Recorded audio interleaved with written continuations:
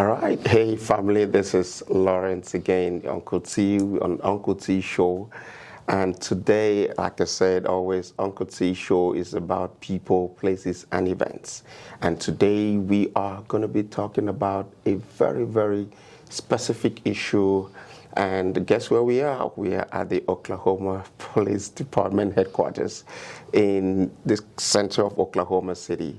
And today we'll be talking about the police corps and the influence and they have in the African immigrant community that we are in Oklahoma, how we can help, what we can do, and how we can assist them in their jobs. So I have today the chief of police in Oklahoma City. I have Chief Gole with me. And we're going to be talking a few things about the immigrant community, African immigrant community that is in Oklahoma City. And just so you know, we have close to 10,000 African immigrants living in Oklahoma City, and it keeps growing every day.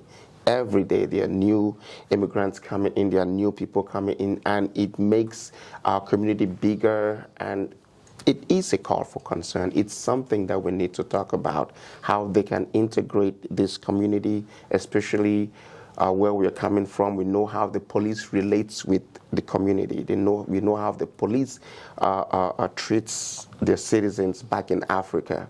And is it the same here in Oklahoma, in the U.S.? Let's find out with Chief Gole. Chief Gole, thank you for accepting this invitation to meet with me on Uncle T Show today. And I just want you to introduce yourself to the African community and tell them and who you really are. Absolutely. Well, first off, thank you for agreeing to do this. We met through a program through Neighborhood Alliance, Dinner with the Chief, and I've had several conversations, and it was really good conversations, and I didn't realize how big the African community was in Oklahoma City, so it's been good for me to learn as well. But I'm the Chief of Police for Oklahoma City, and I've been the Chief since July of 2019. We do a lot of things within the community to try to stay in touch and relate with all different parts of Oklahoma City. Oklahoma City is a big city, 631 square miles, over 1 million population in the metro, and about 650 to 700,000 just in the Oklahoma City limits. So we do a lot of things to outreach and make sure we're trying to reach as many parts of the community as we can. And things such as this are very helpful. And again, I appreciate you taking the time to come down and talk to us a little bit. Awesome. One of the reasons that we're doing this is to bring the police corps closer to us Africans who are migrating from Africa and coming here. Some of us are running away from the police, eventually coming here. And when you come here and you meet the U.S. police, especially if you are in Oklahoma and the Oklahoma police, you might not know how to relate with them. So they tell us in Africa the police is your friend. And sometimes when you go to them, they are really, really not your friend. Mm-hmm. Is the police your friend here in Oklahoma City? It's interesting that you bring that up because we struggle with that with immigrants from a lot of different countries where the police are not trusted, and it's a different environment. In the United States and here in Oklahoma City, all of our police officers, we live here in the community. We're parts of the community as well. We have to adhere to the same laws and rules and guidelines that everybody else does too. And so for us, it's very different how police serve in a community. We're not ruling this community. We're not a ruling force. We're here to help and assist and work with people to make sure that they're safe. And it's more in Oklahoma City. It's more about public safety is what our goal is. Not being out there trying to rule over people or doing those things that are outside the law that would be beneficial to us instead of what's beneficial to the community as a whole. But it is that public safety, making sure everyone's safe, that no one's the victim of crime. That's what our goals are. Is there a particular or different relation that you have with Africa if you meet an African immigrant? Does your interaction with them kind of different as opposed to other citizens? We try to, our goal is that every interaction that we have, we treat people with respect and try to honor those cultures, those things that may be unique to that culture. It gets difficult sometimes because there are so many different groups in Oklahoma City. We may make a mistake when we're dealing with something and do something that may be offensive to that person because we may not know. But we never mind if we're in those instances, having that person let us know that, hey, in our country, this is perceived this way. That's how we learn, and we train our officers. We have what we call like subject matter experts within the community that come in and speak to our academies. We put together in-service training. Most recently, as I can use as an example, the Afghan refugees that came over to the United States. We have several of those families here in Oklahoma City. We met with Catholic Charities that was coordinating their entrance into Oklahoma and learned about their culture and things so that we could teach our officers about how to better deal with them. Nice. And sometimes those types of educational opportunities help us too. And again, we try to treat everybody the same and just be respectful, but we know sometimes too there may be things that are normal in our culture here in the United States that may not be normal somewhere else, and so we want to be aware of that. That's a great way you hear them.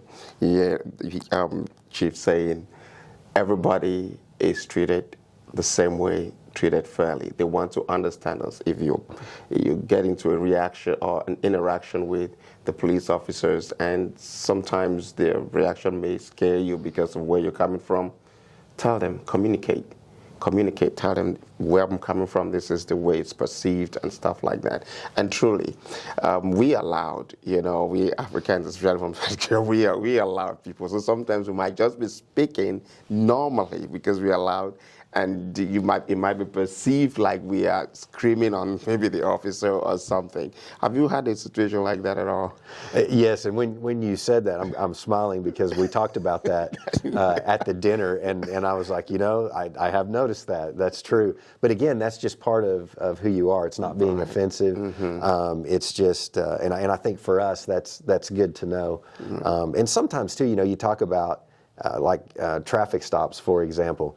There's a lot of external noise out there, so sometimes that being loud can actually be good because we can hear better and communicate better on the side of the road. So there may be times that has an advantage, but knowing that ahead of time, may make an officer feel more comfortable because they realize you're not yelling. Right. You're just being who you are. Yeah. Awesome. Have you had a situation where someone comes in who does not really speak English very well?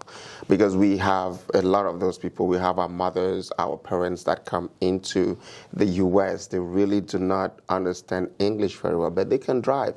And when they get into some situations and when they're pulled over, communication might be a challenge. How does the officers deal with that sometimes? We do deal with that a lot. Mostly where it comes into play, it does come into play on traffic stops sometimes. We have several officers that speak different languages. We have what's called a bilingual unit, and they train regularly. Obviously, we can't cover everything, but for those circumstances where we do run across somebody, especially if they're needing assistance and we can't communicate with them, we have a contract with what we call a language line. And so we can get somebody either on the phone or can come here in person and help us coordinate and communicate with that individual. And it just depends on the nature of it. If it's a traffic stop, we'll probably do what we can to get through that individual stop right there. But if it's something more serious, like someone reporting a serious crime or a homicide that's occurred, something like that, we'll actually bring in some folks that can speak that language and that are certified and can help us communicate and get what we need. Awesome. That is good to know, because a lot of times we find people in our community, saying, I was pulled over and I was speaking. It seemed like he didn't understand. Yeah. And sometimes when you're pulled over, is there a change in reaction if you find someone with an accent? Because a lot of the times when someone is pulled over and they find themselves like communicating to the police officer, and it seems like the police officer is not understanding. All they want to do is just dash the ticket and move on. So the impression is, because I have an accent, or because I'm of my skin color, and so he didn't just want to interact, or he just wanted to get rid of me and move on. So what is your take on that? Our procedure for traffic stops the way it's written is when an officer approaches a vehicle, we're supposed to introduce ourselves, identify who we are, and explain why the stop was made. So right off the bat, you should know, who you're being stopped by and the reason for that stop. Okay. And I do understand sometimes, and again, oftentimes it's not just the language issue there too. It can just be the noise. I mean, if you're stopping somebody on a busy city street, there's a lot going on. There's traffic going by, and sometimes it can create those issues too. But the officers are aware of that, and they'll usually work pretty hard to make sure that they're explaining what's going on and that person understands. And there may be a little bit of that barrier. And what I would say is just be patient, and don't get frustrated. Okay. Do the best that you can to try and relay that information. Cell phones are really great now. Sometimes you can type what you're trying to communicate, or use that as a translator even too. Nice. Sometimes. And our officers, I know, do that out in the field as well. So technology helps a little bit too. But that's the main thing, is just, because I know it can be frustrating when you're trying to communicate with somebody, and you're not able to do that. So that's the biggest advice I would give, is just be patient. So what is talking about this pulling over right now, what would be the best procedure for someone when he's been pulled over? What should he do? We want that individual to be comfortable, and I tell people, don't ever worry, like if you're on a dark street or somewhere that you're just not comfortable pulling over, don't ever worry about it. Maybe, waving at the officer, letting them know, pulling to a more lighted area. Okay. But once you do that, I would say roll down your windows, hands on the steering wheel, where they're visible, and let the officer communicate first. Let them explain what's going on, and then take that opportunity to communicate back with you. If you'll have to get your insurance or your registration for the vehicle, explain that to the officer. It's in my console, it's in my glove box, so that they know what you're doing too, and that communication back and forth. Everybody's nervous when they get pulled over. We know that. And believe it or not, the officers sometimes are a little nervous too, because they don't know who they're stopping. It might be a great person who's done nothing wrong, or it could be someone who maybe is less than that and out, committing crimes or something. So just that communication, that patience, and again, don't be afraid to wait a little bit, to pull over where it's safe.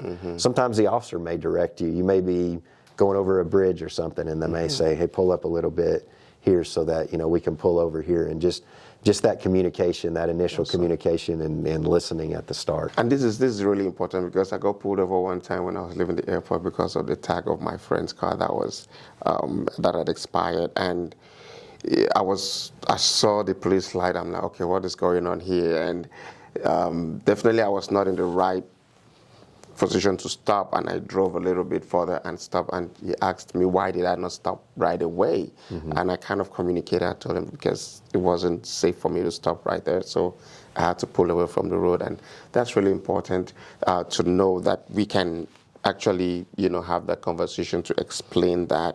So one more thing that I wanted to find out on the protocols on the road is when we are pulled over, it's an obligation, like you mentioned, that the police officer should explain why we have been pulled over, right?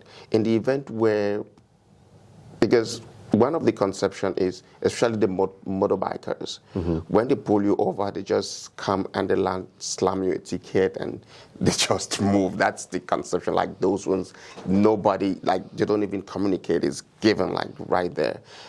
Is it okay if we ask the police, sir, what crime, what is my crime, what is it that I did? Absolutely. It's never something that you should worry about doing.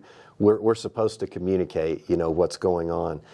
There's a process that we've been teaching for many years now within the police department called procedural justice. And part of procedural justice is we explain what we're doing, and that's how people are going to be more accepting and trusting of us, is if we're letting them know what we're doing. So don't ever be afraid to ask, what did I do? What is the reason for the stop? That's not being rude. That's not being, offensive or anything like that. And the officer is required to let you know that. Awesome. Now let's flip it a little bit. Let's talk about the crime rate for African immigrants living in Oklahoma. Have you what's your I'll say What's the level of crimes that you've experienced that are coming from African immigrants specifically? What I can speak to is immigrants as a whole. They are much more likely to be targeted, and especially if they come from a part of the world where police are not trusted. Criminals know that, and they know that those folks, and language barrier too, there's a lot of things that sometimes prevent people from calling the police. And what that does is that makes them more likely to be a target of crime. And that's something we work very hard with, and is our biggest concern is we don't want people being the victim of a crime and then being afraid to contact us. Right. And so that's what we struggle with. And it's things like the fraud type crimes, where maybe someone gets online to purchase something through Facebook Marketplace, for example.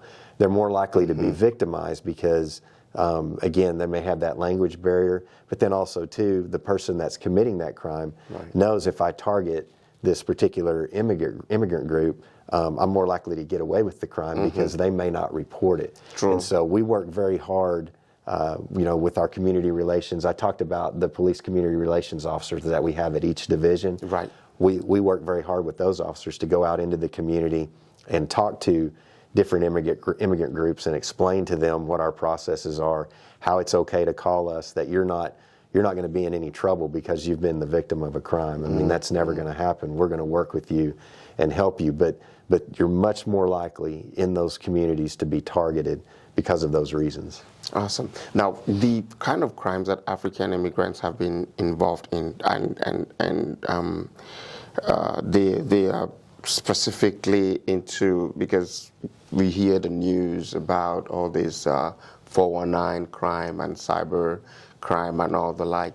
Is it a lot in Oklahoma City? Do you see that a lot? It's prevalent nationwide, and a lot of those crimes, they're so difficult. It almost works better for us to educate the public about these, so they learn how to recognize those.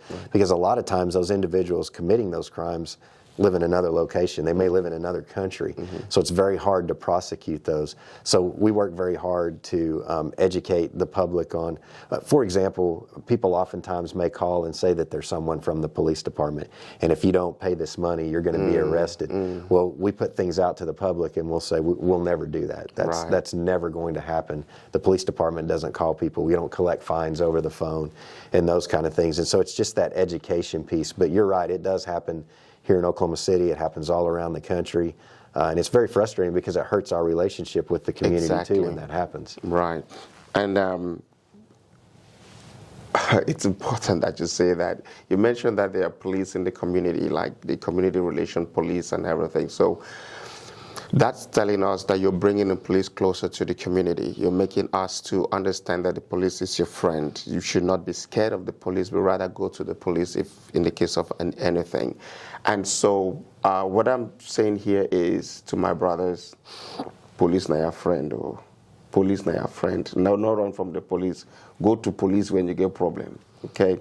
So now let's talk about the recent shooting that we've been having around. We see where we're coming from. One thing that we know, and I believe you guys will bear with me, is that when we see a gun with somebody, the first notion that comes to our head is these guys must surely be either a police officer, a military personnel, or maybe it's a criminal.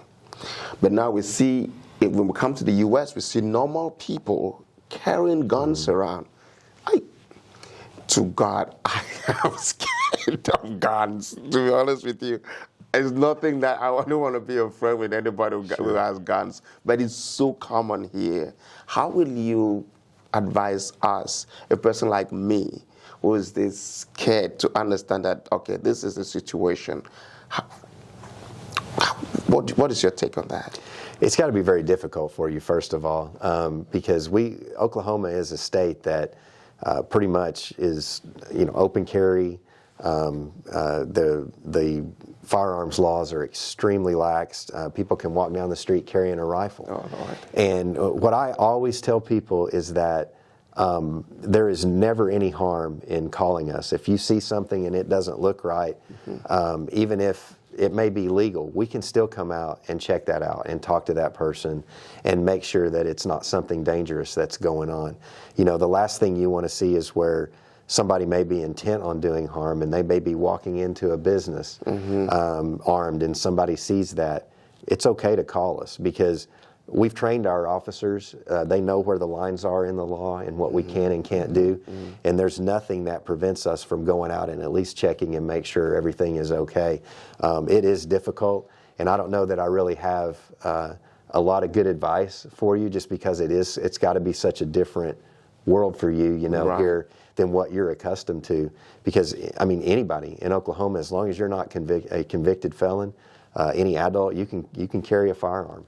It's very, you know, there's a lot of states that are doing that now, but I think ours are some of the least restrictive in the country. So you're much more apt to see that occurring in Oklahoma than other places. But I tell people, don't ever be afraid to call us. You can remain anonymous. You don't even have to say who you are or anything like that. But I'm at this location.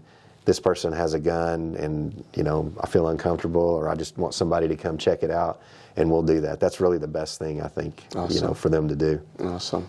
And it's important that we start doing that, especially now that these gun crimes are coming to our borders. I mean, recently in Tulsa, and now who knows where next. So let's be vigilant about people carrying guns, and report when we are not comfortable with the kind of gun they're carrying. I mean, does the kind of gun now, you know, should pose a problem, right? Because if they're carrying an assault rifle as opposed to maybe a shotgun and stuff like that, it should be a call for concern, isn't it? I think it should be something that, you know, people should look at. It's not illegal. If someone is not a convicted felon, for them to walk down the street carrying a rifle, but I would hope someone would still call in and let us come out and at least talk to that person, because it's not something you see every day. Right. Even though it's legal, most people just aren't going to do that. You don't see that very often. So that's the main thing, is I just don't want people to hesitate calling in. If you look at these instances that happen and they talk to people afterwards who witnessed it, or maybe witnessed something leading up to that, they always were second guessing themselves and say, well, I didn't want to be that person to call in and cause a problem, but what if that phone call could have prevented something? So again, our officers are trained in how to deal with those situations, to detect if it is criminal behavior or if the person's just doing what they're allowed to do by law. But it's just worth it for us to check it out. Awesome. Awesome. Thank you so much, Chief Gooley. And there was one question that I missed when we're talking about the procedures for interviewing, and this is concerning accidents. The one thing I've noticed in my community is the fact that whenever, and I've heard this a lot in my job, that when they get into an accident, most of the times the police officer comes in and just goes to one person, gets their opinion, and then writes a report and maybe just slams a ticket to the other person, especially, as they say, when they have an accident or their color of their skin, or they find difficulties communicating. They just give them a ticket and they move on. What is the normal procedure? Shouldn't everyone be interviewed so that the police officer can understand the scenario? Yes, and if that's not occurring, it's okay for that individual, you know, that feels like they're not getting their story told, to make sure that occurs, to communicate that to the officer.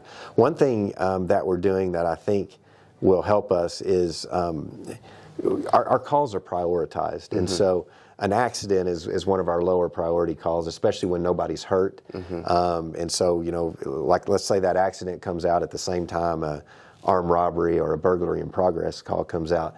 Those calls are going to get the priority, and the officers are going to respond to it. So sometimes what happens is that officer gets on that call and they hear other calls come in that are more pressing, so they may try to rush through it to try to get on to the next more important thing. So one thing that we are doing, that we just approved with our recent budget, is we're going to hire some more non-sworn civilian staff that are going to be responding to those accidents. And so they're not going to be as tied to those, because they're not going to respond to higher priority calls. They're only going to respond to those lower priority. So my hope is they'll be able to spend more time and not rush through those type of things and be, more helpful in that type of situation. But what you're talking about, I know it does occur. And again, the officers sometimes too, they've worked so many of these, they come out, they kind of have a process in mind, and they may forget, to communicate. And so I would tell that person, don't ever hesitate to, approach the officer or say, hey, I'd like to tell you a few things, and make sure that information is getting relayed too, because that happens to me a lot. Sometimes I think I'm communicating really well, but I may not be. And that person will say, hey, what about this? And then I'm like, oh yeah, I forgot about that. So don't ever hesitate to do that. But I hope these changes that we're making will help those kind of situations too, so that the officers aren't as rushed. Definitely. And just while we're there, who determines the at-fault victim in an accident? Is it the police officers, after their report, or is the insurance companies? It really is going to fall back to the insurance company. We really don't determine who's at fault. What we're looking for when we investigate an accident is violations of city ordinance or state law. So if someone ran a red light, that's a violation of city ordinance. That's what would lead to a citation. So we're really not looking at, who's at fault, but what caused the accident, what contributed to it. Was it that the person was going too fast? Was it, again, the red light or the stop sign or changing lanes or whatever that is? And then looking at that instance, was there a violation of city ordinance there that we're going to issue a citation on? Or was it state law? Was somebody driving under the influence of alcohol? Those kind of things. So that's mostly what we're looking for. The insurance companies, they're the ones that are going to determine fault, and they're going to settle that as far as who's monetarily, which insurance is going to pay, and that all is going to occur after the fact. Okay. And you mentioned earlier that you guys are recruiting, it's a new department, non-uniform people to respond to this, and that brings me to my next question. How would an African immigrant be able to get into a police force?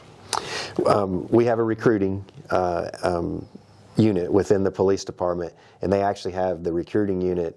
It's joinocpd.com, and they have their own website. They have their own social media through Facebook, and they do a lot of things, to interact with the community and recruit. That would be that first step. Is to get on there, and a recruiter will contact somebody. If they're showing interest, that recruiter will reach out. We actually have several officers on our department that are from Africa, and I think it would be very interesting if someone in your community wanted to apply, that they meet some of those officers and actually speak to them. And so, and of course, we're hiring right now. So, any good people that want to apply, that meet the requirements, man, bring them our way. We'll certainly work them through the process. Now you got it. The Oklahoma City Police Department is recruiting. If you want to be a police officer, and hey, the pay is good, the benefits are awesome. So, can you talk a little bit about that, so people might understand? Because now everybody is going to IT where there's a big money. They forget that they can still get in here, feel comfortable, get better benefits, and still be good. Absolutely, and we're hiring in all parts of the police department. We're hiring 911 dispatchers. We're hiring, like I said, the non-sworn officer or non-sworn people that are going to respond to the lower level crimes, the burglary reports, and those kind of things. Those are not sworn positions, and so we're hiring there. We're always hiring our CSI, our crime scene investigators. Those are civilian positions. But then the big push right now is our sworn positions. We're about 162 officers down from our full sworn strength of 1,235. So we really need sworn police officers too. But you mentioned the salaries. I believe our starting salary right now is around $49,000 a year, and after they graduate the academy, it goes up significantly. It goes up about $10,000, and then once they're off probation, really by the end of a year, they could be making close to $20,000 more than that original starting salary. Nice. And the biggest thing you mentioned is, the benefits, retirement, insurance. We have what's called a deferred compensation plan that you can invest your own money into to help boost your pension that you would get after 20 years. So there's a lot of really good benefits. Oklahoma City is a great place to work. We have great community support, great support from our city leaders, and you know, aside from the benefits and the salary, I wouldn't work anywhere else. It's just a great place to work. Awesome. My God, it's not only here now. Boy, you can become a cop in this country. You can become a police officer here, and you can grow your ranks to wherever you want to be. You could be a non-sworn police officer, which means you might not be in uniform, but you just, you know, you still do this job and enjoy it. So the police is your friend indeed in Oklahoma City. The police is your friend in the U.S. Don't be scared of the police. Go to the police.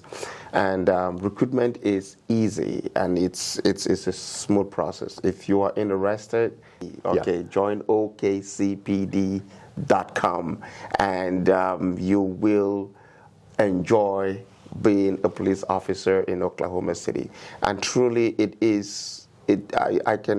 I can relate to that based on someone who had joined this corps from another country. It's a Ghanaian who is here, and her stories are just wonderful on how great, you know, working as a police officer has been. So you never know. Come on in. There's a lot of great positions that you can occupy. So. Chief Gooley, thank you so much for the time that you have. I believe these are most of the questions that I have. But one last thing before maybe we wrap up. Tell us about the police culture here in Oklahoma City. Sometimes it's different with other cities. And also, let's talk about the culture first, and then I'll give you. Basically, for us, we want to be more of a part of the community. We want to be seen as a part of the community, as someone that you trust. That if there's a problem in your neighborhood, that you look to us to solve it. And the big thing too, like I said before, even at full strength, we have 1,235 officers. So our culture can't be that we're going to go out and, you know, we're going to rule the streets and you know, solve all these things on our own, because 1,235 versus almost 700,000 residents of Oklahoma City in a 631 square mile area, we have to work together. So that is a big part of our culture, is that we work with the community, we work for the community, and we want that we want that put out, you know, to everyone, so that again, you're going to know much more about what's going on in your neighborhood, what problems are there, what crimes are occurring than we are, and so how do we work together to stop those crimes from happening? Right. And we also know that in a city of our size, it's a very small amount of people that are committing the crimes. So if we identify who those folks are, we're not bothering the good folks that are doing what they're supposed to do. We're working with them to get those bad folks out of their neighborhood. And that's really the biggest part of our culture and how we do things. Nice. Just to understand, this is Oklahoma City. Is it like you cover just Oklahoma City, or maybe you cover Edmond, Piedmont, and all the other neighboring areas at all? That's a great question. We don't. Those cities have their own police departments. Now we work with them because we know crime doesn't know borders, you know, and so we work together to make sure if we have crimes that are being committed in Oklahoma City and they're being committed in Edmond, we can tie those together and work together to solve those. But the Edmond Police Department, they're separate from us. Bethany, War Acres, Oklahoma County Sheriff, the Highway Patrol, we all work together, but at the same time, our jurisdiction is just in the Oklahoma City limits. Awesome, awesome. Thank you so much. And just a final word from the Chief Gooley before we round up. What can you tell our African immigrants as a final word in this Uncle T show today? Well, again, just in our conversations, realizing how big of a community it is, I think what I would say is if there are any events or anything that you have, or neighborhood group meetings that you would like an officer to come out and speak with you about the police department and offer information, is please reach out to us and give us an opportunity to do that. We want to be more involved. We want to be more involved in all community groups, but that's probably the easiest way for us to do that. And we have those community relations officers, and I think that would be my final request, is that we get to know each other better so that we can work together more. Awesome. Thank you so much, Chief Goley. Thank you for your time. And so, ladies and gentlemen, big fans of Uncle T Show, this is where we wrap up. But before I go, this is my take. The police is your friend. And we've learned a lot today speaking with Chief Goley in Oklahoma City. You might be watching me from any part of the world or out of the state of Oklahoma. These underlying values apply to everyone. So if you need any help or if you have any questions, please drop them in the comment section. We'll reach out or we will follow up with more. Chief Goley is always available for us to have this conversation. And if your questions that have not been answered during this program, we might have a part 2 set up so we can, exploit more, might answer your questions. So please, please, please like, subscribe, and share these comments. Also click on the notification so that anytime we have a new video posted, you will be the first to be notified. Thank you so much, and remember, stay safe.